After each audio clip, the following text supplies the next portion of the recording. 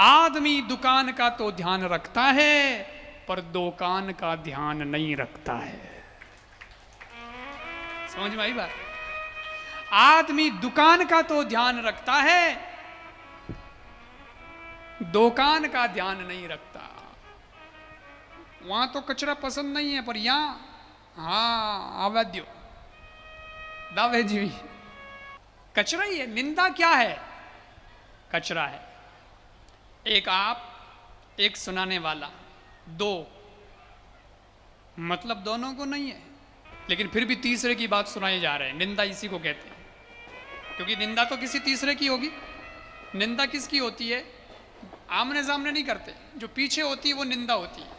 आमने सामने तो आप बहुत बचा रहे साहब, आप तो क्या करें, और चलो जाएगा तो पीछे दूसरे को कहेगा एडवाइस कोई नहीं है रे, मैं जानू ही नहीं, और फिर लोग उसकी निंदा करने लगते हैं। उस निंदा से आपको फायदा क्या है? आपको लाभ क्या है ये बताओ। लाभ तो कुछ नहीं। हाँ लाभ हो तो चलो बात कर भी ली 2 मिनट, लेकिन कोई लाभ नहीं, कोई सेंस नहीं, कोई उसका सार नहीं निकला, कुछ नहीं। और आप अच्छा कथा सुनते हैं लोग तो नींद ले लेते हैं, कथा सुनते हैं नींद ले लेते हैं। महाराज तो का काम ही कथा करना है, कथा वाचे आपको। और कई तो बहुत होशियार है, महाराज ने कई ठा पड़े, इतना लोगा में मैं नींद लेवा तो महाराज ने कई ठा पड़े। मतलब कॉन्फिडेंट होकर के नींद लेते हैं, कंफर्टेबल हो गए, ये सोच के ही कि इनको क्या पता चलेगा। अच्छा भाई लोग फिर भी नींद नहीं ले पाते हैं, पर माताएं बहनें तो बड़े आराम से नींद ले लेती है, क्योंकि भगवान सुविधा दी है। भाई समाज की व्यवस्था ऐसी है कि आपको सुविधा है, नींद आवे तो घूंघटो लगा ले, भाई लोग हो रहे तो कोई लगा, तो इधर पता चल जाए पर इधर तो पता भी नहीं चले, घूंघटो लगा ले। और इतनी बायां बैठी है, अब किस किस पे ध्यान दे? हम कथा पे ध्यान दें कि आप पे ध्यान दें? अगर मेरा ध्यान इस पे रह जाए कि देखो वो आई है वाह भाई आई है वाह नींद लेवे वाह तो પછી मारे तो हैंग कथा आगे पाछी हुए। हाँ इसलिए मैं कथा करता हूँ तो मैं देखता सबको हूँ, लेकिन देखने के बाद में भी किसी को नहीं देखता।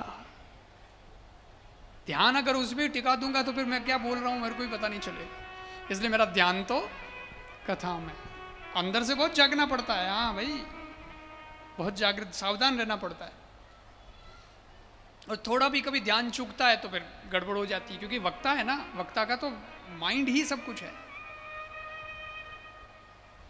तो घूंघट लगा लेती हैं, और घूंघट लगा लेती हैं तो महाराज ने तो ठा नहीं पड़े, पर पड़ोसन ने अगर पतो पड़ जाए कि तो बेटी बेटी नींद ले रही है, तो पड़ोसन कौन नहीं मारती, नींद लेती तो कथा में नींद लेवे तो जवाब तो सुनो, अरे नींद नहीं लो, बड़े ध्यान थी कथा सुनो।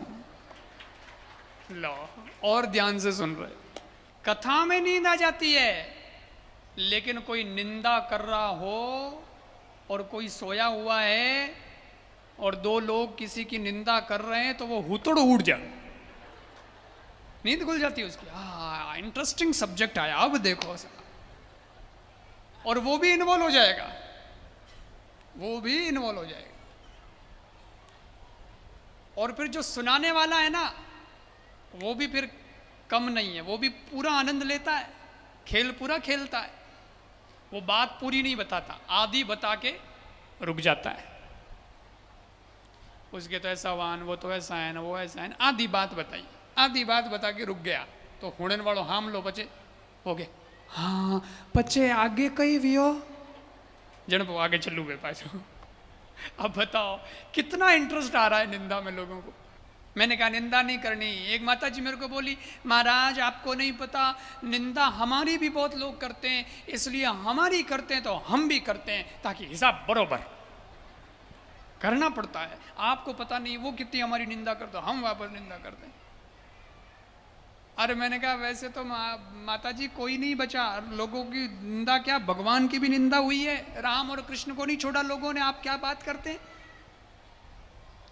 उनकी भी निंदा हुई है। तो अपन कौन सी खेत की मूली है, हम तो मामूली हैं, बहुत छोटे लोग हैं, निंदा हो गई तो हो गई। लेकिन आप मत करना। क्यों? मैंने कहा फायदा है।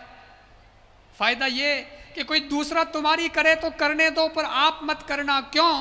क्योंकि कपड़े के मेल को साफ करने के लिए साबुन चाहिए होता है, ब्रश चाहिए होता है, सर्फ चाहिए होता है, पानी चाहिए होता है, तब जाके वो साफ होता है मेल। लेकिन हमारे जीवन में कोई पाप का मेल है तो वो निंदक आदमी जो आपकी निंदा कर रहा है वो अपनी जीभ से निंदा कर करके आपके सारे मेल साफ कर देगा। इसलिए आपकी निंदा हो तो घबराना मत। रास्ते चलते रही कोई निंदा को नहीं करे, जिसका कोई वजूद होता है निंदा उसी की होती है। तो जब निंदा हो तो ये पक्का कर लेना कि कुछ तो अपने में दम है, तब निंदा हो रही। पर आप करके किसी का पाप मत ले लेना।